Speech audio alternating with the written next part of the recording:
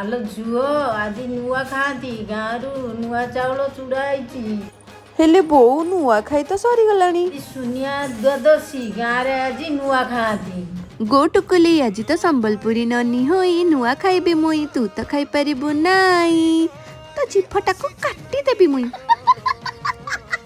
मालो जीवटा कटि जीव जाउची खिचड़ी खाईदेवी आग धीरे धीरे पकौथिली हाथटा पोड़ी दउथला बोली 10 थर देखुथाए कि बासना होउथाए चाउल मुग टिके ही गले नड़िया आउ चीनी को देई देबे मालो एते भोळ हो जाइथिली लूण पकेबा को बा भूली जाइथिली